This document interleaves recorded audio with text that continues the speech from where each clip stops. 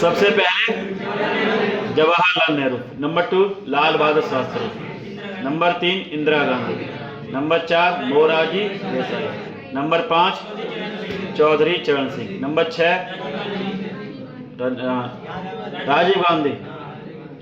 इंदिरा गांधी के बाद थे राजीव गांधी, चलो कोई नहीं। उसके बाद चौधरी चरण सिंह आए, उसके बाद विश्वनाथ प्रताप सिंह, उसके बाद चंद्रशेखर, उसके बाद पीवी नरसिम्हा राव, उसके बाद अटल बिहारी वाजपेयी, फिर एच.डी. देवगौड़ा, फिर इंद्र कुमार गुजराल, फिर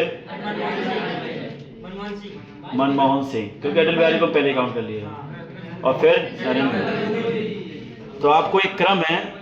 अब इन सभी प्रधानमंत्री जो 14 प्रधानमंत्री बने हैं, इन प्रधानमंत्री में आप एक चीज नोटिस करना, एक सिख प्रधानमंत्री बन चुका है, बाकी सारे हिंदू प्रधानमंत्री ही रहे हैं।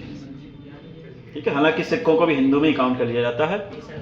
तो सरदार वही सिख, एकमात्र सिख प्रधानमंत्री मनमोहन सिंह थे, बाकी सारे हिंदू हैं। तो मैं बार बार इसीलिए कहता हूं कि भारत में सरकारें चिल्लाती रहती हैं कि भाई हिंदू खतरा, हिंदू खतरा। हिंदू को अभी खतरा नहीं है, 80% हमारे हिंदू है, और उसका हर एक बार प्रधानमंत्री हिंदू बना है। और जब तक प्रधानमंत्री बना हुआ है प्रधानमंत्री, तब तक कुछ भी खतरा नहीं है, क्योंकि प्रधानमंत्री अपना आदमी है। और बड़ा मुश्किल काम है कि 80% जनता का प्रधानमंत्री कोई और धर्म से मिल जाए, बहुत मुश्किल काम है। ठीक है, इसलिए ये सिर्फ वोट लेने की राजनीति होती है, और तुम्हें गुमराह करने के लिए, ध्यान भटकाने के लिए, ऐसे ऐसे मुद्दे निकालने के लिए, ताकि तुम रोजगार ना मांगो, ताकि नौकरी ना मांगो, तुम्हारा मामला उसी में उलझा रहे। और ऐसी चीजें तो करो ही नहीं जहां पर उनको परेशानी आए। इसका मतलब है कि सब उलझाने वाले मामले हैं। आज तक 14 प्रधानमंत्री हमारे देश में बने हैं, और एक सिख प्रधानमंत्री, बाकी सारे हिंदू प्रधानमंत्री हैं। इनमें से हमने कहां तक निपटा दिया था, नेहरू कैसे बने वो समझ लिया था हमने, इंदिरा गांधी क्यों बनी वही क्यों बनी, और कैसे कैसे उन्होंने चलाया। इंदिरा गांधी का रिकॉर्ड सबसे इंपॉर्टेंट है, उनके क्वेश्चंस। इंदिरा गांधी ने 1966 में क्या लेके आई, हरित क्रांति। इंदिरा गांधी 1969 में 14 बैंकों का राष्ट्रीयकरण लेकर आई। इंदिरा गांधी 1971 में प्रीवी पर्स लेकर आई। इंदिरा गांधी 1971 में बांग्लादेश बना दिया उन्होंने। कैसे बांग्लादेश बनाया, कैसे युद्ध हुआ, पूरी कहानी मैंने आपको बताई। उसके बाद इंदिरा गांधी ने 1975 में इमरजेंसी लगा दी। क्या लगा दी, इमरजेंसी, जो उनके जीवन की सबसे बुरा काम माना जाता है। आज भी कांग्रेस मानती है कि इमरजेंसी सच में एक गलती थी, कांग्रेस तक मानती है, वो पार्टी भी मान रही है कि जिसके पार्टी ने ये काम किया था, लेकिन वो मानते हैं कि गलती थी उनसे। और मैंने आपको बताया था 1975 से लेकर 1977 तक 2 साल तक इमरजेंसी रही थी। और ये 2 साल की इमरजेंसी में बहुत सारे नेता, खासकर विपक्ष के नेता, सब जेल में डाले गए। और उनमें से बहुत सारे नेता आज बीजेपी के नेता हैं, जिनमें लाल कृष्ण आडवाणी हो, लालू जी भी थे उस समय, बहुत सारे नेता हैं तो जो विपक्ष के हैं। और मैंने आपको बताया था कि बीजेपी तो आज उनको पेंशन तक दे देती है इस उपलब्ध में कि तुमने हमारे लिए लड़ाई लड़ी। अब क्या लॉजिक है समझ में नहीं आता। ये कौन से फ्रीडम फाइटर थे, ठीक है एक संघर्ष था, लेकिन फ्रीडम फाइटर, इसका मतलब तो ये हो गया कि अगर भारत में लॉकडाउन लगा था तो जनता को भी कुछ ना कुछ मिलना चाहिए। जनता ने भी तो जेल ही भुगती है ना, भुगती है भाई। एक तरह का घर में लॉक हो गए तो भुगतना चाहिए। ऐसा तो अगर वहां जेल में जाने का ये फायदा मिल रहा है कि पेंशन मिल रही है, तो फिर आपको लॉकडाउन में आप अपने घर में रहे इतने टाइम तक, तो उसके हिसाब से भी कुछ ना कुछ मिलना चाहिए, है ना। ये तो वो लॉजिक है। खैर, उसके बाद इंदिरा गांधी दोबारा आई 1980 में। इस दौरान मैंने आपको बताया था कि 1977 से लेकर 1980 3 साल का मामला है। ठीक है, आपके सामने वो नोट्स लिखे हुए हैं, ध्यान रखना, उनको आप देखते भी रहें कब से क्या चला। 1977 से 1980 3 साल का मैटर। इस दौरान क्या क्या हुआ, 1977 में सरकार इंदिरा गांधी की गिर जाती है। ठीक है, गिरनी थी, स्वाभाविक थी, क्योंकि इमरजेंसी बहुत बुरा काम था। और मैंने आपको बताया भी था कि उन पर आरोप भी लगे हुए थे कि उन्होंने धांधली की थी चुनावों में इंदिरा गांधी पर। और 1977 में उनकी सरकार जाने के बाद मोरारजी देसाई, जो अपना बार सूट उतार रहे थे, उन्होंने अपना सूट इस बार पहन ही लिया और बटन यहाँ तक लगा ही लिए कि भाई साहब एक बटन एक्स्ट्रा लगा दिया होगा कि खुल ना पाए आसानी से भी। खैर, उनका सपना पूरा हो गया। 81 साल की उम्र में मोरारजी देसाई प्रधानमंत्री बनते हैं। ये मोस्ट इंपोर्टेंट क्वेश्चन है। सबसे अधिक उम्र का प्रधानमंत्री हमारे देश में कौन है? मोरारजी देसाई। अब मोरारजी देसाई प्रधानमंत्री बनते हैं लेकिन लंबा नहीं टिकते। उसकी वजह क्या थी कि वहां पर एक व्यक्ति हुआ करते थे जिनका नाम था चौधरी चरण सिंह। चौधरी चरण सिंह जो थे, उन्होंने अपना उनके जितनी भी, देखो क्योंकि मोरारजी देसाई की सरकार तोड़ मोड़ के बनी हुई थी, गठबंधन से बनी हुई थी, तो चौधरी चरण सिंह ने, मैंने आपको बताया था 59 सीटें किसकी तरफ ले डाल दी थी? इंदिरा गांधी की। इंदिरा गांधी ने वहां से भी खींच लिया और उसके बाद कह दिया कि आपको प्रधानमंत्री बनाया जाएगा, आप बस हमें समर्थन दे दो। समर्थन मिला, प्रधानमंत्री बनाया गया और ऐसा प्रधानमंत्री बनाया गया जो आज तक संसद में ही नहीं गया। एक और इंपोर्टेंट क्वेश्चन, भारत का एकमात्र ऐसा प्रधानमंत्री जो कभी संसद में नहीं गया, जिसने संसद का मुंह नहीं देखा, जो ना लोकसभा में गया ना राज्यसभा में गया, ऐसा कौन है? और लगभग 8-9 महीने तक रहे फिर भी नहीं जा पाए, या तो जाने ना दिए, ऐसा भी हो सकता है। ठीक है, अब बता रहे हैं। उसके बाद 1980 में इंदिरा गांधी क्या कर देती हैं? खुद जो समर्थन दे रही थी, समर्थन क्या ले लेती हैं? वापस। और समर्थन वापस ले लेती हैं। ध्यान रखना, इंदिरा से ज्यादा चालाक राजनेता फिर कौन होगा?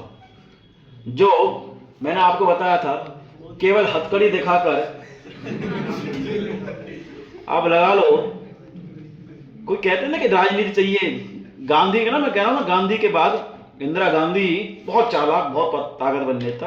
और फिर तीसरे अगर गिने जाए तो फिर मोदी जी हो सकते हैं, क्योंकि मोदी जी के पास भी कुछ ना कुछ वो गुण हैं, जहां चले जाते हैं वहीं का बेटा अपने आप को बता देते हैं कि मैं गंगा का बेटा हूं, कभी साबरमती का बेटा हूं, जहां से भी उनका क्या है, ये सब राजनीतिक स्टैंड होते हैं ताकि जनता वहां से क्या कर ले? कनेक्ट कर ले।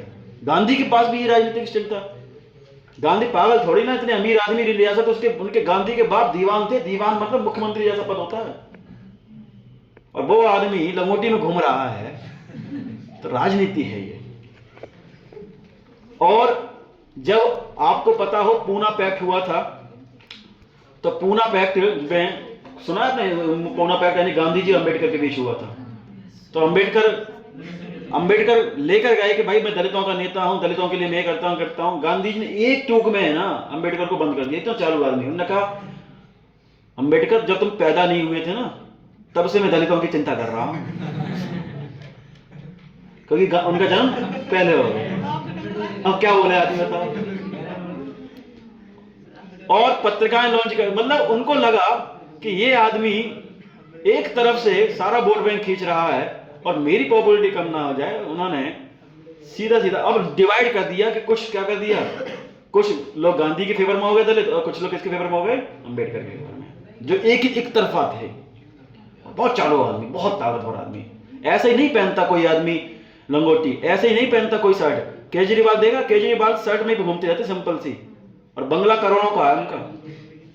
क्यों? कनेक्ट कर पाए जनता, क्योंकि केजरीवाल को वोट कौन डालता है? आम जनता, गरीब जनता। बिजली फ्री, महिलाओं के लिए क्या कहते हैं, बस फ्री। ऐसे राजनीति होती है। राजनीति सीधे साधे लोगों की है ही नहीं। बड़े चालू आदमी हो, कमीना आदमी हो, चालू आदमी हो, और ढीठ आदमी हो, बेशरम आदमी हो, वो राजनीति चला पाता है। अब 1980 में इंदिरा गांधी वापस आ गई। देखो, अब इससे ज्यादा धोखेबाजी क्या हो सकती है कि चौधरी चरण सिंह को समर्थन देकर प्रधानमंत्री बना दिया, और जैसे ही लगा कि भाई साहब अब हमारी सीटें ठीक ठाक बन पा रही हैं, तुरंत समर्थन वापस ले लिया, अगर भाग यहां से भाई। तो चौधरी चरण सिंह हट गए। अब दोबारा कौन आ गई? इंदिरा। तो 1977 से लेकर 1980 3 साल में 3 प्रधानमंत्री। 77 में कौन? मोरारजी, और उसके बाद बीच में कौन आ गए? चौधरी चरण सिंह, और 1980 फिर से इंदिरा गांधी। इंदिरा गांधी ने जनता के बीच ये मैसेज दिया, देखा इनके बस की बात है ही ना सरकार चलाने, इन पर सरकार टिकी ना रही है। मैंने अकेले ने 11 साल से लगातार सरकार चलाई है, 1966 से लेकर 1977। और जब तक सरकार एक व्यक्ति की नहीं होगी लगातार, तब तक सरकार विकास नहीं कर सकती। और लोगों के मैसेज गया, और लोगों ने उस इंदिरा गांधी को दोबारा जिताया जिसकी इमरजेंसी झेली थी 2 साल के लोगों ने, जहां गालियां दे रहे थे इंदिरा गांधी को लोग, वो इंदिरा गांधी को दोबारा जिता लेते हैं। हमारे यहाँ सारा खेल इमोशन पर चलता है, और जनता भारत से पूरी जनता, भारत की जनता केवल इमोशन पर चलती है। 80 से लेकर 1984। 1980 में इंदिरा गांधी ने 6 बैंकों का राष्ट्रीयकरण करा दोबारा से। क्यों हिम्मत आ गई? क्योंकि इंदिरा गांधी जानती थी कि 14 बैंकों का राष्ट्रीयकरण करने की वजह से ही मुझको क्या मिल गए हैं भाई साहब, मुझको इतना बहुबल मिला था, एक बार फिर राष्ट्रीयकरण कर देती हूँ और फिर कोई राष्ट्रीयकरण करने से क्या हो जाएगा, जनता खुश हो जाएगी, जनता खुश हो जाएगी तो जनता जो है मुझे आसानी से फिर जिता सकती है। ठीक ठाक चल रहा था मामला इंदिरा। अब आप ना, आपने वो दौर नहीं देखा, लेकिन आप अपने घर में किसी से पूछना तो उन्होंने इंदिरा गांधी का दौर देखा हो, वो कहते हैं कि भाई जो पॉपुलरिटी थी, नाम दिखता था, समझ लो ब्रांड बनी हुई थी एक जमाने में इंदिरा गांधी। अब 1984 में क्या हुआ? और 1984 में एक घटना घटी है, इसका नाम है ऑपरेशन ब्लू स्टार। क्या है? Operation blue star. 1983 में हम वर्ल्ड कप जीते थे पहली बार, और वर्ल्ड कप शुरू हुआ था 1971 से, मैच शुरू हुए थे 1971 से, ध्यान रखना, और हम पहली बार जीते 1983 में। इंदिरा गांधी के जमाने में ही 1983 में वर्ल्ड कप जीता गया, कपिल देव की कप्तानी में। तो बढ़िया चल रहा था, इंडिया मैच भी जीत रही है, भारत का नाम भी हो रहा है, और 1971 में हमने क्या कहते हैं युद्ध भी जीत लिया, सब कुछ भारत का नाम धीरे धीरे धीरे धीरे पॉपुलर हो रहा था।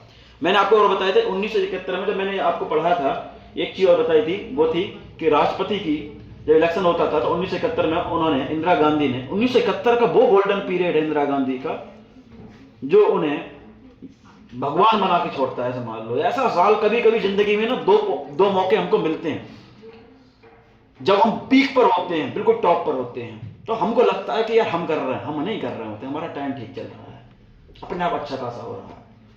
और एक बहुत जिंदगी में वो दौर भी आता है जब आप सबको सही कर रहे होते हो तब भी कुछ नहीं सही होता है। ये सबकी जिंदगी में होते हैं। 1984 का वो दौर था जब इंदिरा गांधी सब कुछ सही करने की कोशिश कर रही, कुछ भी सही नहीं हो रहा। और 1971 का वो दौर था इंदिरा गांधी कुछ भी कर रही थी, जहां हाथ रख रही थी सब टॉप हो रहा था। 1971 में इलेक्शन जीत जाना, 1971 में प्री पर्स खत्म कर देना, 1971 में बांग्लादेश बना देना, भारत पाकिस्तान युद्ध जीत लेना, 93,000 लोगों को सरेंडर कर लेना। कभी तुमने नोटिस करा है कि हमारे देश में, अच्छा, वीटो पावर कितने लोगों को है? 5 देशों को है, स्थायी देश है वीटो पावर वाले। भारत को वीटो पावर क्यों नहीं मिल रही? भारत हमारी 5वीं इकोनॉमी के तौर पर जाना जा रहा है आज के टाइम में, और कुछ टाइम भारत ये भी कह रहा है 2040 तक भारत सेकंड इकोनॉमी बन सकता है। दूसरी, पहली पे चाइना हो सकता है, चाइना के बाद हम हो सकते हैं, हम यूएसए अमेरिका को पछाड़ सकते हैं, ऐसा उम्मीद है तैयारी 2040 तक है? नहीं, रियल में भी पेपर पे ही हो वो अलग बात है, लेकिन भारत का नाम दूसरे देशों में तो पॉपुलर हुआ है, इसकी बात नहीं है। भारत की आपकी जो स्थिति है वो बहुत ठीक है इस पहले के मुकाबले, और बेहतर हो सकती है अगर ठीक ठाक चलता रहा मामला, कुछ दिक्कत नहीं आई। भारत को वीटो पावर ना मिलने का एक कारण है, वीटो पावर समझते क्या होता है? बताया था मैंने, स्थायी वीटो पावर। जिस दिन वीटो पावर मिल गई उस दिन कश्मीर हमें मिल जाएगा, सब निपटा सकते हैं।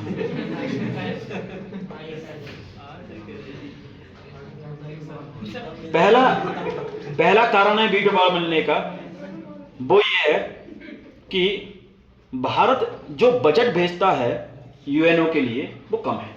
अभी भारत उतनी बड़ी इकोनॉमी नहीं बन पाया कि वीटो पावर जैसी स्थिति में आ पाए, पहली कंडीशन। दूसरा है भारत और पाकिस्तान का झगड़ा। जिन दो देशों के झगड़े होते हैं उन देशों को स्थायी देश बनाने में थोड़ा सा दिक्कत होती है। और तीसरा कारण है हमारे देश में परमाणु बम होना। परमाणु बम जो देश रखता है उसे वीटो पावर मिलना आसान नहीं होता। उसकी वजह क्या सुनो, अब आपको यह शो करना पड़ेगा कि परमाणु बम तुमने सुरक्षा के लिए रखे हैं अपनी, आप इसको इस्तेमाल नहीं करते, ये दिखाना पड़ेगा। ये लोग ये दिखा देते हैं। 3 कारण है भारत को वीटो पावर नहीं मिल रही। पहला, भारत का और पाकिस्तान का झगड़ा हो जाना, जो कि बहुत बड़ा मुद्दा है, चलता रहता है, यूएनओ में भी जाता रहता है। दूसरा, भारत का परमाणु बम रखना, और तीसरा, भारत की इकोनॉमी या भारत का बजट कम होना। और अगर ये तीनों मामले सॉल्व हो गए, पहला, भारत की इकोनॉमी सुधर गई। इकोनॉमी कब सुधरेगी? जब नागरिक का विकास होगा, जब लोग अच्छा कमाने लगेंगे, अच्छे से देश में विकास होने लगेगा, देश के लोग गरीब नहीं रहेंगे। दूसरा, भारत ये शो कर दे कि भारत पाकिस्तान का झगड़ा आंतरिक मुद्दा है, कोई इंटरनेशनल मुद्दा नहीं है, ये हमारा थोड़ा सा करीबी, मतलब एक गृह युद्ध की तरह ही है, कोई बड़ा मामला नहीं है। और तीसरा, हम ये सिद्ध कर दें कि हमारे परमाणु बम हैं वो हम सेफ्टी के लिए रखे हुए हैं, किसी पर हाथ चलाने के लिए नहीं, और हमने प्रयोग भी नहीं की। अगर ये 3 चीजें हम सिद्ध कर पाए तो हमको स्थायी पावर मिल जाएगी। और वीटो पावर जिस दिन मिल गई, सबसे पहले कश्मीर हमारे हिस्से आएगा, बचा हुआ पीओके वाला हिस्सा। और अगर ठीक ठाक स्थिति रही तो जैसे इंदिरा गांधी के एक दौर था, इंदिरा गांधी उस वक्त अमेरिका से भी नहीं डरती थी, जबकि अमेरिका पाकिस्तान का सपोर्ट में था पूरे। ऐसे ही मोदी जी के पास भी क्षमता है कि अगर सही चलता रहा, ओके चलता रहा, थोड़ा ध्यान से काम करते रहे, तो भारत को भी अगर वीटो पावर दिलवा गई तो बहुत बड़ा काम होगा। अब तो 1984 का वो दौर, सुनो भी ध्यान से, 1984 का वो दौर जिसमें ऑपरेशन ब्लू स्टार हुआ है। ये क्या है मामला? ये सिख जो थे, वो सिख लोग अलग से एक देश की मांग कर रहे थे, जैसे मुस्लिम लोगों ने एक अलग देश बना लिया। कौन सा? पाकिस्तान। जिन्ना ने पूरा एक अलग देश बनवा दिया धार्मिक आधार पर। और ध्यान रखना, कोई देश अगर धार्मिक आधार पर बना है, धर्म के आधार पर बना है, वो देश लंबा नहीं टिकता, उस देश की बर्बादी तय है। क्योंकि जिन्ना ये भूल गए कि धर्म से ज्यादा इंपॉर्टेंट होती है उनकी लैंग्वेज, उनकी भाषा। और भाषा के आधार पर पाकिस्तान, पूरी पाकिस्तान खत्म हुआ, बांग्लादेश बना भाषा के आधार पर, बंगालियों की वजह से। अगर वहां भी केवल बंगाली भाषा ना होते, सारे क्या कहते हैं, मुस्लिम होते, मुस्लिम तो हैं ज्यादातर, लेकिन बंगाली नहीं होते, तो बांग्लादेश कभी नहीं बनता। ऐसे ही एक देश की मांग कर रहे थे जिसका नाम था खालिस्तान। सिख लोग अलग क्षेत्र की मांग कर रहे थे, इंदिरा गांधी नहीं चाहती थी। और उनके नेता इंदिरा गांधी के खिलाफ हो जाते थे, भड़काते थे जनता को। काफी मुद्दा चला और हुआ यह कि हंगामा, काफी चीजें हो गई। और खासकर जो अमृतसर में मंदिर है, स्वर्ण मंदिर, तो स्वर्ण मंदिर में एक हंगामा हो गया जिसमें इंदिरा गांधी की गलती हुई कि उन्होंने सेना भेज दी और सेना ने वहां पर जाकर संघर्ष किया। कई लोग मारे गए, सिख मारे गए, वो बहुत तगड़े नाराज हो गए। पूरी सिख कम्युनिटी इंदिरा गांधी से बहुत बुरी तरीके से नाराज हो गई। इस वजह से नाराज हो गई कि उन्होंने कई सिखों को मरवा दिया सेना के जरिए, ऐसा उन पर आरोप लगते हैं। तो और ऐसी ये संघर्ष, ये लड़ाई जो हुई थी वो हुई थी स्वर्ण मंदिर में। इसका नाम क्या होता है? ऑपरेशन ब्लू स्टार कहा जाता है। ऑपरेशन ब्लू स्टार ही कारण बना इंदिरा गांधी की मौत का। तो नाराज हो गए, तो लोग इतने तक खिलाफ हो गए थे कि ज्ञानी जैन सिंह को प्रेशर डाल देते कि तुम सिख राष्ट्रपति हो, तुम क्या कर रहे हो? ये इंदिरा अगर ये खालिस्तान बनाने के लिए नहीं मानती या फिर हमारी मांगे नहीं स्वीकार करती, तो आप ऐसा करो ना, सारे में वीटो लगाते रहो, बात खत्म। तो इसका एक भी कानून पास ही मत होने दो, तुम तो राष्ट्रपति हो। ऐसा उन पर दबाव लगा पड़ा। आप क्योंकि सिख राष्ट्रपति थे और सिखों की जंग लड़ाई चल रही थी, तो कई लोगों ने इंदिरा गांधी को सुझाव भी दिया कि तुम्हारे टीम में जितने भी सिख लोग हैं उनको फिलहाल निकाल दो आप, क्योंकि ये दिक्कत हो सकती है। सिख कम्युनिटी तुम्हें बहुत बुरी तरीके से नाराज है। इंदिरा गांधी ने ऐसा नहीं किया, शायद भरोसे की बात थी। और जिनमें से एक उनका बॉडीगार्ड था, और 2 लोगों ने उनको, इंदिरा गांधी को एक इंटरव्यू देने जा रही थी, वो उसी समय वहीं पर उनको भून दिया। और इतनी गोलियां बरसाई कि बचने के चांसेस ही ना खत्म हो जाए। फिर भी इंदिरा गांधी कुछ समय तक जीवित रही, उनका कहते हैं हॉस्पिटल में एडमिट कराया गया। और ये पूरी की पूरी खबर छुपाई गई, देश में किसी को नहीं पता, मंत्रियों को भी नहीं पता कि वो ऐसा हो चुका है, क्योंकि इससे बदनामी वाला मामला था और विपक्ष खड़ा हो सकता था। लेकिन बहुत कोशिश करी, विदेश तक के डॉक्टर बताए गए, लेकिन उनकी मृत्यु हो जाती है, बचती नहीं है। तो 31 अक्टूबर 1984 इंदिरा गांधी की मृत्यु हो जाती है। और 31 अक्टूबर 1984 के बाद कोई अगर प्रधानमंत्री की मृत्यु हो जाए, तो मैंने कहा था अगर बहुमत है तो दोबारा इलेक्शन नहीं होता। ठीक है, एक व्यक्ति को वहीं में से किसी को प्रधानमंत्री चुन लिया जाता है। अगर बहुमत है ही नहीं तो क्या होगा? सरकार गिर जाएगी, इलेक्शन दोबारा हो जाएगा। और उनकी जगह प्रणब मुखर्जी प्रधानमंत्री बनने वाले थे, उनकी बड़ी चर्चा हुआ करती, जो राष्ट्रपति बने बाद में जाकर। बंगाली व्यक्ति थे, लेकिन सबको हटाकर, सारे नेताओं को हटाकर, जिन जिनके चांस थे, लाल कृष्ण अडवाणी और कोई व्यक्ति भी थे, बहुत बड़े बड़े नेता कांग्रेस के थे उस समय पे, जिनके चांस थे, उन सबको हटाकर किसका नाम सजाया गया? राजीव गांधी। कुछ ऐसे ही जैसे इंदिरा गांधी का नाम सजाया गया था लाल बहादुर शास्त्री की मृत्यु के बाद। उसका 2 कारण। एक तो इंदिरा गांधी को भी, जब इंदिरा गांधी कोई नहीं जानता था, इंदिरा गांधी डायरेक्ट राज्यसभा से आई थी, तो इंदिरा गांधी को भी फायदा मिला। किसका? जवाहरलाल नेहरू की बेटी होने का फायदा मिला, सीधी सी बात थी। तो उनको लगा कि राजीव गांधी इस समय सीख रहेंगे, जबकि राजीव गांधी की कोई राजनीतिक बैकग्राउंड नहीं। उनके जो भाई थे संजय गांधी, वो नेता जरूर हुआ करते थे, वो सारे फैसले वो लिया करते थे, इंदिरा गांधी के भी। तो राजीव गांधी, तो मैंने कहा राजीव गांधी एक ऐसे व्यक्ति, शादी कर रखी थी, इटली से शादी कर रखी थी, ऐसा माना बात बताया जाते हैं कि बेटरस रही थी वो, जिनको आप सोनिया गांधी आज कहते हैं, वो राजीव गांधी की पत्नी थी, और एक इटली में वेटर का काम करती थी। वहां से राजीव गांधी को पसंद आ गई, शादी कर ली। और शादी करने के बाद राजीव गांधी जयपुर से दिल्ली की फ्लाइट पायलट हुआ करते थे, पायलट थे राजीव गांधी। कोई नेता में कोई इंटरेस्ट नहीं उनका, कुछ भी नहीं, पूरी राजनीतिक बैकग्राउंड है लेकिन नेता से कोई इंटरेस्ट नहीं है, पायलट हुआ करते थे। और बढ़िया जिंदगी कर रही थी, मस्त वाली अपनी।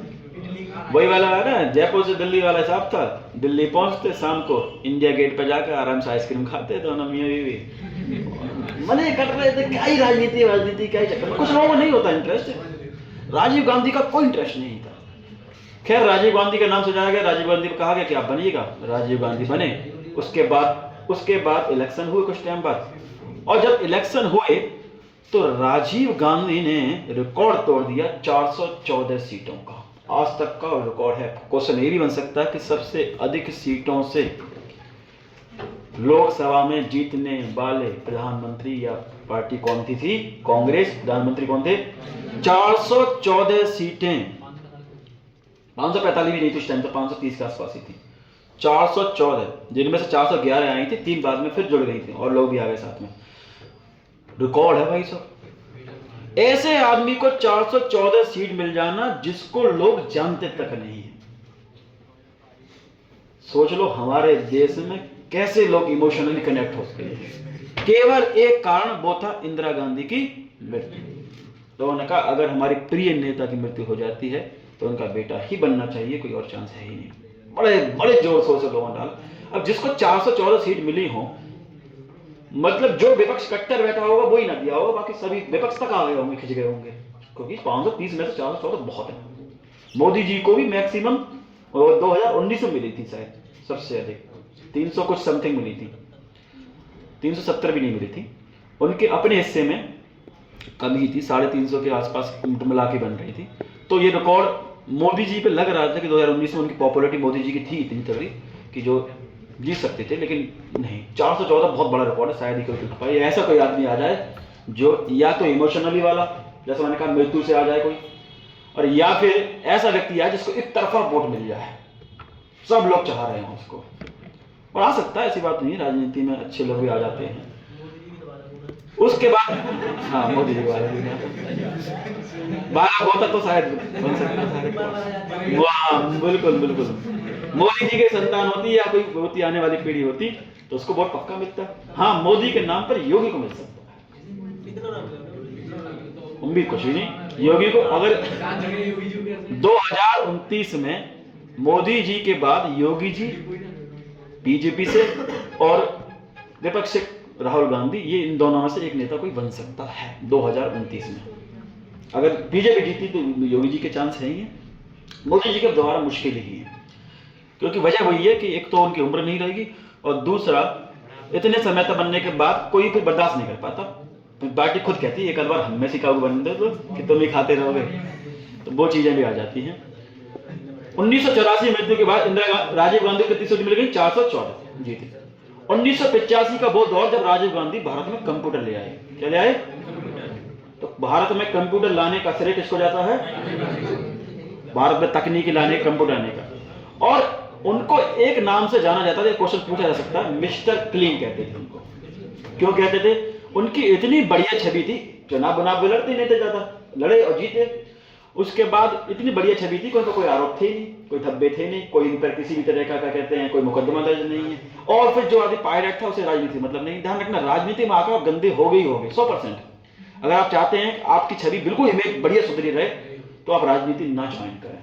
एक सीधा सीधा रहता है। राजनीति से पहले उनकी बहुत बड़ी राजनीति में आए भी स्टार्टिंग हुआ थी, बड़ी तारीफ हुआ करती थी। और उनका एक बयान बड़ा वायरल हुआ करता था। वो कहते थे कि भ्रष्टाचार नीचे है, ऊपर से लेकर नीचे तक है, इसको खत्म करना है। हमारी सरकार किसी चीज के लिए, खासकर जब बिजली यानी लाइट के लिए भी वो बड़ा स्रोत बनाया था उन्होंने, तरीके से घर घर तक बिजली पहुंचाने के लिए भी मेहनत की। वो पहुंची बाद में, बहुत अलग है। तो कहते थे कि अगर हम 10 रुपए खर्च कर रहे हैं एक बल्ब जलाने के लिए, तो पहुंचते पहुंचते पहुंचते पहुंचते जनता तक 1 रुपए बचता है, 9 बीच में गायब हो जाता है। मतलब यानी भ्रष्टाचार या नेता इतनी वो चल रहा है, इस सिस्टम को हटाना है, उनकी बड़ी अच्छी मान्यता थी। उसके बाद एक उन्हीं के मंत्री हुआ करते थे, वित्त मंत्री शायद हुआ करते थे, विश्वनाथ प्रताप सिंह, जो बाद में जाकर प्रधानमंत्री भी बने हैं। और विश्वनाथ प्रताप सिंह ने उनकी छवि खराब कर दी राजीव गांधी की। उन्होंने उन पर घोटाले के आरोप लगा दिए और उन पर एक बोफोर्स करके एक मामला आता है, कभी आपने सुना हो, ठीक है। तो उन पर इटली से उस वक्त मंगाए गए थे काफी, जो बोफोर्स का मतलब है कि मतलब हथियार तरीके से, तो उनमें क्या कहते हैं, उन पर वो घोटाले का आरोप बनाया था कि बहुत पैसे सरकार के गमन किए, इटली से ही क्यों मंगाए गए, ससुराल से ही क्यों मंगाए गए, बहुत सारे आरोप हैं उन पर। तो उन्होंने आरोप पे आरोप लगाने शुरू कर दिए। अब वहां से राजीव गांधी जो मिस्टर क्लीन हुआ करते थे, उन पर आरोप लगने लग गया। और पता क्या होने लग गया, लोग ये तक चलने लग गया कि गली गली में शोर है, राजीव गांधी चोर है। कुछ भी रहा होगा। जब याद करो, जब राहुल गांधी ने मोदी जी से कहा था कि चौकीदार चोर है, तो मोदी जी ने बड़ा अच्छा कमेंट करा था और बड़ा बच्चा बदल दिया, बोले पिताजी के डायलॉग हम पे नहीं मारे जाते। ये डायलॉग किसके लिए था? तुम्हारे पिताजी के लिए था। क्या था? गली गली में शोर है राजीव गांधी। और बोले बड़ा खिंचाई करी थी मोदी जी ने राहुल गांधी की। उन्होंने कहा भाई साहब पिताजी के डायलॉग मत मारो हमसे, तुम्हारे पिताजी पे मारे जाने वाला डायलॉग है कि तुम कह चोर कौन है, ये हमें भी पता था। तो उन्होंने कहा, लेकिन उनकी छवि खराब होती गई और छवि खराब होती गई तो उनकी दुश्मनी होती गई, नाराजगी होती गई। और एक शायद तमिलनाडु में ही शायद था, और उनमें डीएमके की पार्टी, उन पर आरोप लगते हैं कि वहाँ वो एक रैली में गए और वहाँ एक बुढ़िया आई उनसे मिलने के लिए, तो सिक्योरिटी वाले ये कहने लग गए कि भैया रोकने लग गए उसको। तो राजीव गांधी खुद कहते आने दो भाई, बुढ़िया बम लगा कर रहा है, स्टेज सही, राजीव गांधी मर गए, बढ़िया ये मर गए, बाकी और लोग मर गए। तो ऐसे कैसे राजीव गांधी की आई थिंक 1990 के आसपास, एग्जैक्ट ध्यान नहीं मुझे, तो उसमें मृत्यु हो जाती है उनकी। और उसके बाद एक व्यक्ति बनाए जाते हैं प्रधानमंत्री, जिनका नाम है विश्वनाथ। तो आपको समझ में आ गया विश्वनाथ प्रताप सिंह क्यों बने होंगे, क्योंकि विपक्ष जो था उसने कह दिया कि यार किसे खड़ लड़ाएं, तो उन्होंने कहा उसी को लड़ाओ जिसने राजीव गांधी की पोल खोली है, क्योंकि वो हटा दिए गए थे मंत्री पद से। तो विश्वनाथ प्रताप सिंह विपक्ष में चले गए और उन्होंने प्रधानमंत्री पद पर दावेदारी खड़ी कि यार इसी आदमी बना दो, होशियार आदमी भी, इंटेलिजेंट आदमी है, पार्टी में रहकर भी इसने चीजें खोल दी। और अगले प्रधानमंत्री का नाम पर किसका नाम आ गया? विश्वनाथ प्रताप सिंह। विश्वनाथ प्रताप सिंह प्रधानमंत्री कब बनते हैं बताओ? विश्वनाथ प्रताप सिंह 1 साल के लिए उधर रहा। विश्वनाथ प्रताप सिंह ऐसे अकेले प्रधानमंत्री हैं जो अविश्वास प्रस्ताव से हटाए गए हैं। अब ये क्या होता है, अगर कभी सरकार को, विपक्ष को लग जाए, जैसे राहुल गांधी को लग जाए कभी भी कि भैया मोदी जी के पास इस वक्त पूरी सीटें नहीं है, मैंने गिनवा लो, ऐसे में अविश्वास प्रस्ताव लाया जाता है। और अविश्वास प्रस्ताव लाने के लिए कम से कम 50 सदस्य चाहिए। कितने? 50 विपक्ष के। राहुल गांधी अपने साथ 50 सांसद को लेकर आ जाए और कह दें कि इस वक्त मोदी जी के पास पूरी 272 सीटें चाहिए होती हैं, 273 सीटें नहीं है, गिनवा लो। और अगर ऐसा कहा जाए और गिनवाई जाए और सच में मोदी जी के पास इतनी सीटें नहीं, मतलब क्या करे जाएंगे? हाथ खड़े करवाएंगे या वोटिंग करवाई जाएगी कि बताओ कौन कौन बीजेपी में, मोदी के साथ में है, और 273 से कम हो गए तो अविश्वास प्रस्ताव पास हो जाएगा और मोदी हट जाएंगे। ऐसे हटने वाले पहले और एकमात्र प्रधानमंत्री कौन थे? कांग्रेस ने अविश्वास प्रस्ताव लगवा दिया और जब गिनी गई तो सच में उनकी सीटें कम आई। तो ये जोड़ तोड़ वाली राजनीति कांग्रेस बहुत पहले करती आई है भाई। अब जो अमित शाह करते हैं, ऐसा नहीं है, हम दौर की दौर होती है। तो देखो बुराई है, अच्छा ही सबकी है। मैं सीधे देखो, मैं टीचर वाला काम है, जो बोले सच बोलने वाली बात है। ऐसा नहीं है कि एक तरफा तारीफ, जहां इंदिरा गांधी के अच्छे काम करे तारीफ भी है, राजीव गांधी के अच्छे काम करे तारीफ भी, और जहां बुराई का बुराई, ऐसी मोदी जी के अच्छे काम को तारीफ है, जहां बुराई है वहां बुराई। और वही सही आदमी को तटस्थ होना चाहिए, एक तरफा नहीं होना चाहिए। अब सरकार विश्वनाथ प्रताप सिंह की गिर गई और फिर नाम आया कि भैया अगला प्रधानमंत्री कौन बने। अब सोनिया गांधी तो राजनीति में सक्रिय थी नहीं, राजीव गांधी की मृत्यु हो चुकी थी, राहुल गांधी इतने एक्टिव है नहीं कि प्रधानमंत्री बने। इसलिए पहली बार कांग्रेस में, ध्यान रखना इंपॉर्टेंट है, पहली बार कांग्रेस में उनके घर से हटकर कोई एक प्रधानमंत्री निकल के आया है, उनका नाम है पीवी चंद्रशेखर राव। चंद्रशेखर तो खैर थोड़े समय के लिए बन गए थे, चंद्रशेखर के लिए उसी समय इमरजेंसी में बना दिया गया था थोड़े समय के लिए, लेकिन चंद्रशेखर के बाद जो बने हैं वो है पीवी नरसिम्हा राव। और पीवी नरसिम्हा राव पहले दक्षिण भारत के पहले प्रधानमंत्री, और पीवी नरसिम्हा राव कांग्रेस के पहले ऐसे प्रधानमंत्री जो उनके घर से नहीं थे। क्यों? पहले नेहरू जी, दूसरी इंदिरा गांधी, और तीसरी तीनों अपने घर से ही थे सीधे के सीधे। तो अगर राहुल गांधी एक्टिव होते या राहुल गांधी इतने सही होते उस वक्त स्थिति में होते तो शायद उनका नंबर लगता है, या सोनिया गांधी का भी ले सकता था, लेकिन बाद में जाकर भी राहुल गांधी नहीं बने, मनमोहन सिंह को बनाया गया। तो पहली बार अपने घर से अलग हटकर बनाया गया पीवी नरसिम्हा राव। और पीवी नरसिम्हा राव बहुत बढ़िया प्रधानमंत्री रहे हैं, बहुत अच्छा काम किया। वो अलग बात है कि उनको याद नहीं किया जाता क्योंकि वो कांग्रेस के परिवार से नहीं थे, और कांग्रेस ने अपने परिवार के लोगों को ही आगे राजनीति में बनाया और उनका ही नाम पॉपुलर इतिहास में करवाया, चाहे राजीव गांधी के नाम से हो, चाहे नेहरू जी के नाम से हो, चाहे इंदिरा गांधी के नाम से। जबकि पीवी नरसिम्हा भी कांग्रेस के बहुत बढ़िया प्रधानमंत्री रहे। इनके समय एक चीज बड़ी फेमस हुई, वो ये कि भैया 1989 के समय पर, 1990 के आसपास जब ये प्रधानमंत्री बनने को थे, कौन? पीवी नरसिम्हा राव। उस वक्त बीजेपी भी एक्टिव हो चुकी थी, बीजेपी भी एक्टिव हो गए थे, और लाल कृष्ण आडवाणी, और लाल कृष्ण आडवाणी ने कहा कि अगर कांग्रेस को हटाकर हमें पार्टी को आगे बढ़ाना तो कुछ ना कुछ ऐसा मुद्दा लाना पड़ेगा जहां से लोग, जनता का ध्यान भटके और उस मुद्दे में हमारी तरफ चला जाए। और तब 1991-92 का वो दौर जब बाबरी मस्जिद वाला मामला आया था पहली बार, और बाबरी मस्जिद को गिराया, बाबरी मस्जिद को कहा गया कि बाबरी मस्जिद गिराई जाए, और यहाँ राम मंदिर था। ये सब मुद्दा उठाने वाले सबसे पहले व्यक्ति लाल कृष्ण आडवाणी थे, जो बीजेपी के तगड़े नेता थे। और बीजेपी ने आज उन्हीं को हटा दिया है। नेहरू जी क्या कहते हैं, आपके मोदी जी ने सीधा कह दिया साइड कर दो, हो जाओ, वरना लाल कृष्ण आडवाणी प्रधानमंत्री बनने वाले थे। और उस वक्त उन्होंने राम मंदिर का ऐसा मुद्दा जोड़ा कि जनता जो क्या थी भैया, जो जनता कांग्रेस चल रहा थी वो सब डाइवर्ट हो गई, और सारी जनता क्या चलने जाने लगी, राम मंदिर राम मंदिर राम मंदिर। और लाल कृष्ण आडवाणी एक काम और अच्छा कर लिया करते थे, वो ये कर लेते थे कि अपने साथ 2-4 लोगों को मंच पर, खासकर साधु लोगों को रख लिया करते थे, ताकि ये रहे कि भाई साहब ये धार्मिक मैटर है, हम राम को ही नहीं, हमारी संस्कृति, हमारा कल्चर, अपने हिंदू कल्चर को साथ में लेकर चल रहे हैं। तो इस वक्त एक बड़ा फेमस चीज़ होती थी कि भैया बीजेपी पार्टी कमंडल वाली पार्टी है। क्या नाम था? वो साधु कमंडल लेकर चलते थे। अब इतनी पॉपुलर होने लग गई और रातों दिन एकदम से वायरल होने लग गई, तो लोग कांग्रेस को खतरा होने लग गया। कांग्रेस में कहा ये क्या गड़बड़ हो सकता है भाई साहब, अगर ये जनता इधर को मुड़ गई तो हमारी तो लंबी आगे चीजें नहीं चलेंगी। फिर कांग्रेस ने भी एक काम करा, और ध्यान रखना ये बहुत इंपॉर्टेंट मुद्दा है।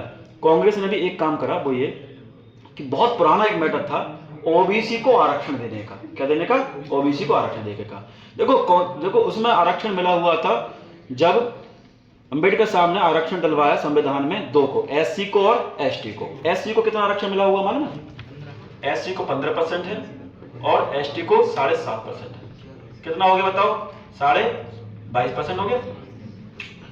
अब बात हुई कि देश में पिछड़े हुए तो ओबीसी भी हैं। देश में ओबीसी की उस वक्त 60-65% आबादी थी जब टोटल काउंट की गई, तो उन्होंने कहा पिछड़े हुए तो ये भी हैं, और अगर ये पिछड़े हुए हैं तो ओबीसी इतने लोग आबादी को होते तो इन्हें फिर आरक्षण क्यों ना मिले। इसलिए कांग्रेस ने एक नई चीज लेकर आई, कमीशन बनाया, और उस कमीशन का नाम था मंडल कमीशन, मंडल आयोग। क्या बनाया? मंडल आयोग। और मंडल आयोग क्या कह रहा था? याद रखना, आप पूछ सकता है कि ओबीसी को आरक्षण किस आयोग से बना था? मंडल आयोग। और कहा गया कि मंडल आयोग के जरिए आरक्षण की बात कही गई, कोर्ट में गई, बहुत ज्यादा लड़ाई लड़ी गई इसके लिए, और कहा गया कि ओबीसी की जनता इतनी ज्यादा है कि उसको क्या दिया जाए भैया? आरक्षण दिया जाए। लगभग 60-65% आबादी थी देश के अंदर ओबीसी जाति में जो आती है।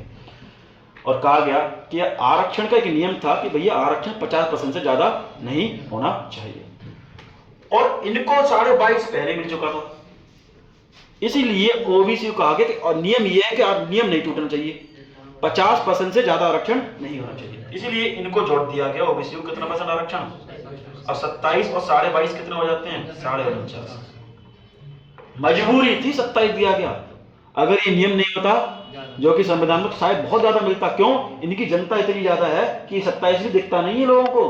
क्यों? आपने देखा होगा ओबीसी की मेरे जनरल के बराबर जाती है, लगभग ओबीसी के पैसे जनरल के पैसे बराबर जाते हैं। वजह क्या है? जबकि ओबीसी को नाम के हिसाब से देखा जाए तो 27% मिल चुका, बहुत देर ज्यादा लगता है, इनको केवल 15 ही है। आबादी इतनी ज्यादा है कि उसको फायदा नहीं मिलता। खैर, आरक्षण आया। अब होगा ये कि जो कमंडल चला रहे थे वो चलने लग गए मंडल। ध्यान रखना, सबसे बड़ा चीज अगर धर्म जाति है तो उससे बड़ी चीज होती है रोजगार। रोटी कपड़ा मकान उससे बड़ी चीज बन जाती है अगर जान समझ जाए। तो जनता जो मुड़ी हुई थी किधर को? कमंडल की तरफ, वो कहां गई अब? और मंडल कमीशन बना, मंडल आयोग। तो मंडल कमीशन, मंडल आयोग लाने वाले प्रधानमंत्री कौन थे? पीवी। बहुत बड़ा मामला था और लेकर आए। अब जनता फिर डाइवर्ट हो गई और पीवी नरसिम्हा राव प्रधानमंत्री बन जाते हैं। और पीवी नरसिम्हा पूरे 5 साल टिकते भी हैं। तो दक्षिण भारत के पहले प्रधानमंत्री, और उनका सबसे बड़ा काम क्या कर रहा ना, मंडल कमीशन के जरिए ओबीसी को 27% आरक्षण देना। ऐसे ही अगर कोई चीज पॉपुलर हो रही है तो दूसरी ऐसी पॉपुलर चीज जनता के सामने लाई जाए कि जनता का ध्यान वहां से हटे, उससे भी इंपॉर्टेंट चीज लाई जाए, जनता का ध्यान वहां से हटकर यहां आ जाए। जैसे अभी की राजनीति बता दूं, ये तो तुम्हारे समय की राजनीति है। बीजेपी चला रही राम मंदिर के नाम पे वोट लेने की काफी कोशिश कर रहे थे। इधर विपक्ष को क्या मिल गया? अग्निवीर। मुद्दा उठा दिया ना अग्निवीर का तगड़ा वाला। 4 साल अग्निवीर कर रहे थे। बेरोजगारी। और ध्यान रखना, इतना अंतर आ गया, जनता थोड़ी सी बहुत तो मुड़ी और वो बीजेपी जिसको बहुपूर्ण बहुमत मिलता था, बहुमत भी ना ला पाई। क्यों? क्योंकि मामला वही है, जैसे वहां कमंडल से मंडल हुआ, वैसे ही यहां राम मंदिर से बेरोजगारी वाला मुद्दा बन जाता है। मुद्दा ऐसा होना चाहिए जो दोनों तरफ टक्कर का हो। जनता डाइवर्ट करना राजनेताओं को आता है, जो गांधी में थी, इंदिरा गांधी में थी, मोदी जी में भी ये खासियत है कि जनता को कैसे डाइवर्ट किया जाए। पीवी नरसिम्हा राव प्रधानमंत्री बन जाते हैं। उसके बाद दक्षिण भारत के पहले प्रधानमंत्री थे, ये ध्यान रखना। उसके बाद सरकार गिरती है, अटल बिहारी वाजपेयी थोड़े समय के लिए बनते हैं। और अटल बिहारी वाजपेयी जब प्रधानमंत्री बने तो उनकी एक वोट से सरकार गिर गई है, एक वोट से। ठीक है, तो ये कहानी मैं कल को बताऊंगा आपको, फिर टाइम ज़्यादा